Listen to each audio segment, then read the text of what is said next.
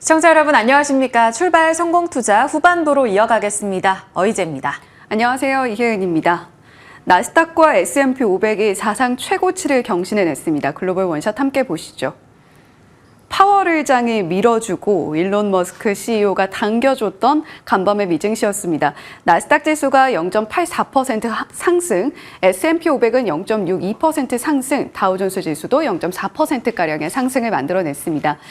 엔비디아와 일라이 릴리를 제외하고는 시총 12위 내 종목이 모두 오르는 모습을 보였던 간밤의 모습이었는데요.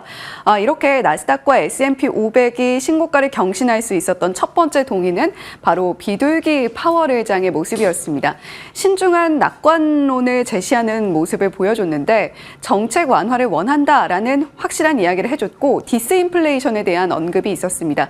물가가 잡혀나가고 있다. 그러니까 데이터상으로도 우리 확인하고 있어 라고 이야기를 해준 거고요. 시장이 그 메시지를 받아들이면서 국채금리 수익률도 빠르게 안정세를 찾아나가는 모습을 보여줬습니다. 다만 조금 아쉬웠던 것은 구인이직 보고서가 발표가 됐는데 졸지에서 810만 건 시장의 컨센서스와 전월치를 모두 상회하는 데이터를 받아들었습니다. 이에 따라서 10년물 국채금리 수익률이 반납했던 부분을 다시 좀 되돌림하는 모습을 보여줬고요. 0.9%가량의 하락으로 마무리하는 모습을 보여줬습니다.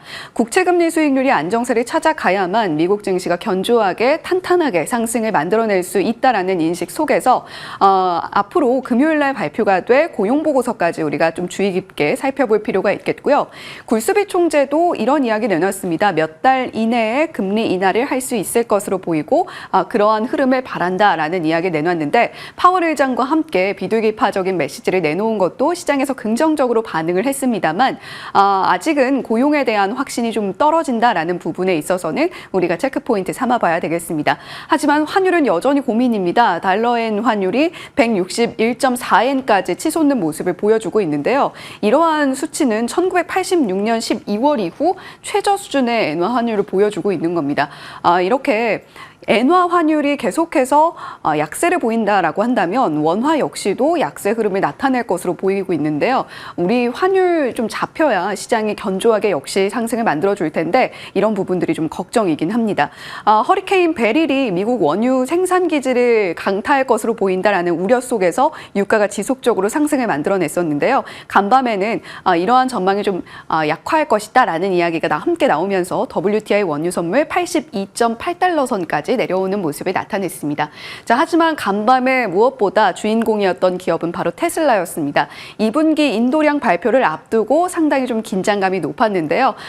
결론부터 이야기하면 서프라이즈였고요. 10% 넘는 급등세 나타냈습니다. 그리고 이와 함께 힘입어서 역사적 신고가를 경신한 기업들 마이크로소프트, 애플, 그리고 아마존 같은 기업들이 있었고요. 일라이 릴리 관련한 이야기는 잠시 후에 조금 더 자세하게 해보도록 하겠습니다. 문제는 결국 금리였던 걸까요?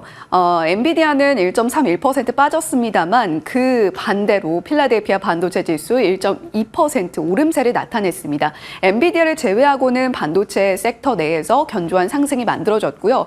결국 그동안 시장을 압박했던 금리에 대한 이야기가 좀 누그러지는 기조가 나오면서 전반적으로 견조한 상승세를 만들어냈습니다.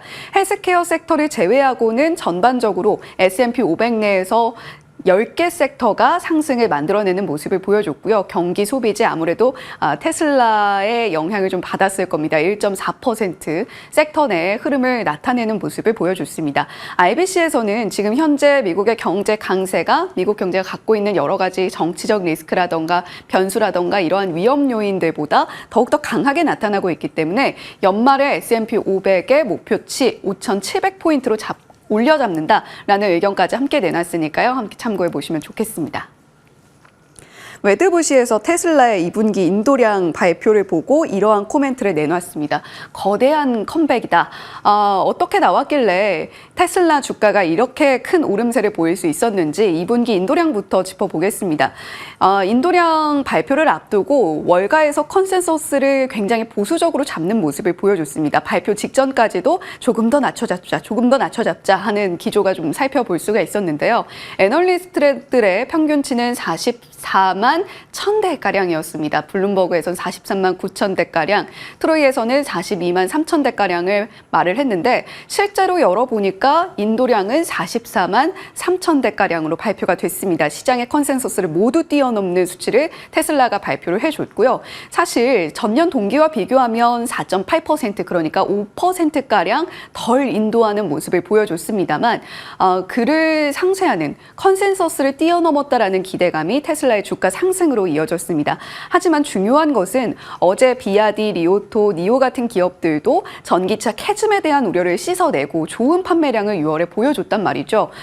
주목할 것은 결국 판매량이 아니라 실제로 어느 정도의 마진율을 보이면서 돈을 안정적으로 그리고 효율적으로 벌어들이고 있느냐에 주목해야 된다라는 의견도 월가에서 제시가 되고 있습니다. 분명히 주목해 볼 만한 하나의 포인트겠죠.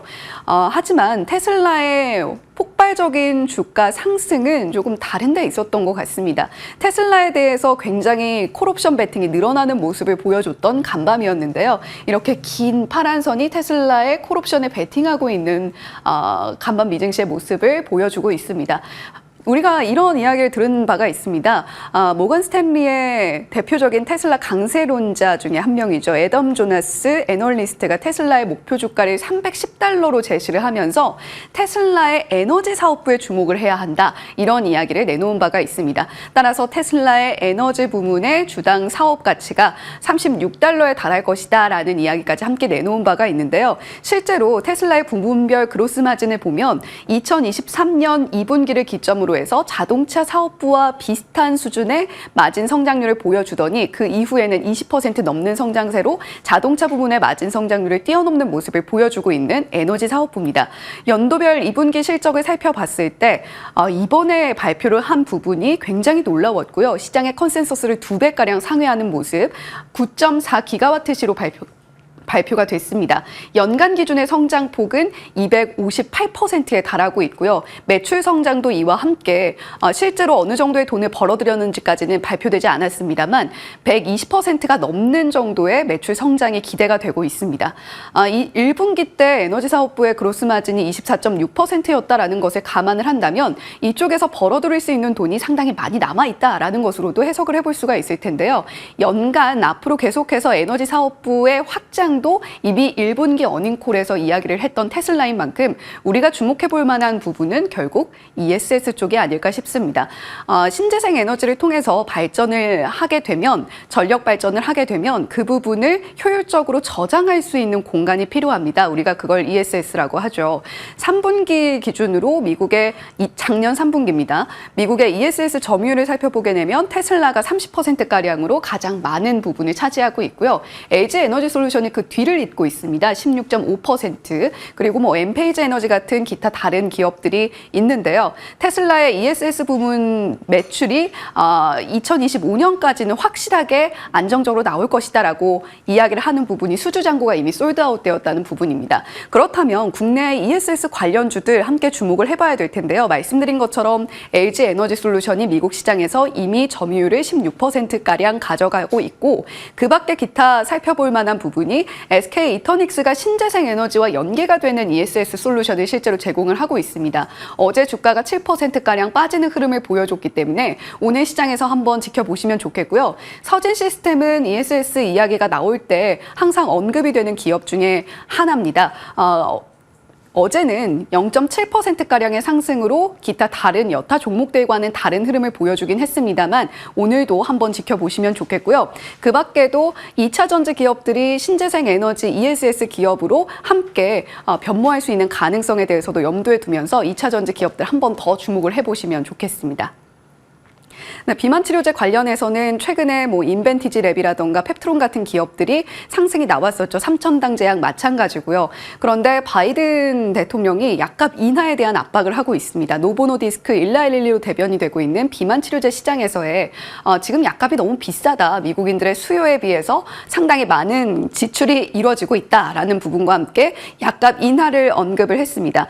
그에 따라서 우리가 주목해 볼 만한 부분은 미즈호에서 내놓은 코멘트인데요. 결론적으로는 이렇게 약값 인하에 대한 압박이 이루어지게 되면 제네릭이라던가 신규 비만약 출시가 오히려 게임 체인저가 될 수 있는 만큼 비만 치료제 시장을 지속적으로 주목을 해볼 필요가 있겠습니다. 네, 이렇게 나스닥과 S&P 500이 사상 최고치를 경신을 해줬고 국채금리 수익률도 어느 정도는 안정세를 찾아가는 모습을 나타냈습니다. 어제 우리 시장 투자자분들 마음이 힘든 분들 참 많으셨을 텐데 오늘은 좀 힘이 나는 장으로 이어지면 좋겠네요. 네, 파월은 우리 편인 것 같아요. 그런 흐름 속에서 어제 야속했던 우리의 흐름을 딛고 올라갈 수 있을지 포인트 짚어보겠습니다. 자, 어제 장으로 가겠습니다. 어제는 파랗게 물들었습니다. 야속하게도 지수 시가 부근에서 고점이 만들어지면서 전 강도 아니었는데 오히려 후 약으로 저점을 낮춰가면서 분위기는 싸늘했습니다. 어제 비도 굉장히 많이 내렸는데 시장 분위기와 커플링 되면서 상당히 어두운 화요일장을 보내는 모습이었습니다. 환율이 올라가면서 외국인은 양시장에서 자금을 뺐고요. 기관 역시 양매도에 동참했고 어제 이 빠진 종목들을 담아가는 건 개인만이 유일했습니다. 특히 지수보다도 코스닥이 한 2%가량 조정을 받으면서 2차 전지단 그리고 바이오 몇몇 종목들 안에서도 낙폭이 과대한 이런 모습을 보여줬습니다. 이 안에서 살아남았던 쪽을 본다면 꽤 안전자산 역할을 해주는 걸까? 금융주였습니다. 은행 지주사들이 일제히 상승하는 모습을 보여줬고요. 도쿄에서 열린 애널리스트 데이 신한지주 여기에 힘 받아가면서 3.4%가량 올랐고요. 밸류업 정책 기대감 하반기의 주인공으로 자리할 수 있다라는 내용들 이 시간에도 전해드렸는데 이런 기대감이 어제 조금은 위험 자산보다는 안전한 쪽으로 쏠려가는 모습을 보였습니다. 그리고 사실 성장주의 대표라면 바이오가 흔들릴 법도 한데 비만 치료제 관련한 종목들은 강세 움직임을 추가적으로 이어갔고요. 삼천당제약 거래 실리며 8%의 강세, 대봉 LS 그리고 저희 개장 중계 때 전해드렸던 한독, 블루엠텍 일제히 좀 급등하면서 이 시간에 펩트론이라든지 저희 인벤티지랩 매번 공략주로 전해드리고 있는데 분위기 다 좋았습니다. 물론 간밤의 분위기는 반영을 해봐야겠죠. 그리고 삼성 바이오로직스가 1.5조 가깝게 수주 잭팟을 터뜨리면서 6%가량의 상승세 어제도 전해드렸었는데 이제 추가적으로 강세가 이어졌습니다. 반면 싸늘했던 쪽 어디서 자금이 다 나간 걸까요? 자동차, 2차 전지 다 같이 흔들렸고 화장품 쪽도 약세 흐름을 보였습니다. 반도체 안에서는 하이닉스가 크게 또 빠졌고요. 근데 외국인 매도 보니까요. 자동차 쪽으로 또 2차 전지 쪽으로 쏠려 있는 모습 확인이 됐습니다. 특히 이 시간대 2차 전지가 그 전날 테슬라가 좋았었기 때문에 반등에 대한 기대감을 자아냅니다라는 부분을 전해드렸지만 아주 야속하게도 추가적으로 하루 만에 반락이 나오면서 전기차 캐즘에 대한 우려감이 여전히 자리하는가 그 센티에 흔들리는 모습을 여지없이 보여줬습니다. 에코프로, 에코프로 BM, 대주전자재료, 현대차, 기아 사실 밸류업 기대감이라면 현대 기아도 뒤떨어지지 않는데 어제는 이런 분위기에 상반되며 같은 섹터 안에서도 분위기 다르게 흘러가는 모습을 보여줬습니다. 자, 무채색 증시라고 이름을 지었습니다. 어제 시장의 컬러가 좀 바뀌나 봅니다라는 이야기를 전해드렸는데 어제는 좀 흑백으로 파랗게 물들면서 분위기 자체가 좀 깜깜해지는 모습을 보여줬습니다. 무채색으로 변모한 걸까요? 일단 글로벌 증시 대비 뚜렷한 비동조화를 보인 모습을 등락에서 확인해 볼 수가 있습니다. 야속하게도 엔저 영향을 받아가는 니케이는 어제 달렸습니다. 1%가량의 상승세. 그 전날 미 국채 금리가 올랐지만 미 주식이 올랐습니다. 라는 내용을 전해드렸는데 여기에 흔들릴 법도 한데 같이 나란히 미증시, 니케이 그리고 중국 쪽 다 상승했습니다. 대만만 어제 좀 흔들렸고요. 우리 코스피는 0.8%였지만 대만 비슷하게 흔들렸다 생각하실 수 있겠지만 코스닥은 2%까지 빠졌죠. 왜 빠졌나? 네 가지로 시장에서는 추측하고 있습니다. 미 국채 금리가 다시 한번 올라오게 되면서 매크로 불안감 커지고 있다. 그래서 성장주 2차 전지 흔들린 거다. 파월은 간밤에 디스인플레를 강조하면서 다시 4.43%로 소폭 진정된 분위기를 보여주고 있습니다. 이 부분 첫 번째로 안도할 수 있겠지만 매크로 관련해서는 지표 계속 보셔야겠고요.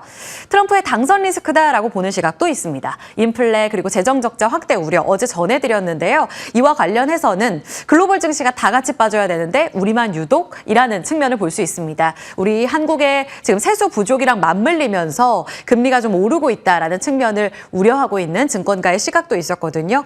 단독으로 보기에는 좀 아쉬운 이유다라고 시장은 또 보고 있기도 합니다. 세 번째는 금투세 시행. 그러니까 우리 내부적인 악재라면 이게 가장 유력하죠. 지금 어제 국회 예산정책처에서 정책 일관성을 감안했을 때 금투세는 예정대로 진행이 되어야 한다라는 이야기를 했습니다. 결국은 내년 1월에 시행되게 된다면 개인들의 자금 다 빠져나갈 거다. 개인 대주주들 자금 이탈 나올 거다라고 이야기가 나오고 있습니다. 그런데 어제는 앞서 말씀드린 대로 외국인 기관 기관 쪽에서 팔았고 오히려 개인은 사들였거든요. 이 부분도 연속성은 보셔야 될 것 같습니다. 네 번째로는 대형주로의 수급순환매. 어닝 시즌 임박했습니다. 그래서 중소형주에서 대형주로의 수급 로테이션이 이어지는 거다. 결국은 뭘 봐야 될까요? 이번 주 금요일이 변곡점이 될 것 같은데요. 미국의 고용지표와 삼성전자의 잠정 실적, 금리 추이와 실적 장세 이후에 수급이 다시 어떻게 돌아가는가를 봐야 7월의 시장 색깔이 명확할 거다. 그럼 전략적인 측면에서 계속 관망을 해야 될까요? 아니면 현금 비중을 지금 좀 늘려놔야 되는지, 고점에 있는 종목들 다 팔아야 되는지 고민이 되는 시기입니다. 오늘 이 부분도 체크해 드릴 텐데요. 하나증권에서는 어느 장단에 좀 맞춰야 될지에 대한 힌트를 이렇게 주고 있습니다. 일단 7월 들어서면서 종목 장세가 급냉하는 분위기는 확실히 관찰되고 있다. 그래서 기존 과열됐던 종목군 안에 급락 시그널이 이어지고 있는데 이 부분 좀 더 지켜봐야겠지만 코스닥에서 거래 대금이 많이 빠져나가고 있다는 점. 7월 첫날에 6조 원대 정말 바짝 말랐고요. 어제도 한 9조 원대 급락하면서 좀 늘어나기는 했지만 아직은 미미한 수준입니다. 통상 거래 대금이 활발 타오를 때만 하더라도 이 거래소는 더 많이 늘어나서 한 13조까지 가고 코스닥은 한 10조 넘어가기도 하는데 이 부분 바짝 말라있다는 측면에서 계속 지수가 급락하게 되면 수급 로테이션은 마른 자금 안에서 흘러갈 것이다. 그러니까 돌 것이다라는 이야기가 나오고요. 지수가 횡보로 흘러가게 되면 다시 한번 6월에 보여줬었던 개별 종목 장세, 화장품, 음식료, 전력 이 같은 움직임이 나타날 수 있다. 두 가지로 시나리오를 잡고 있습니다.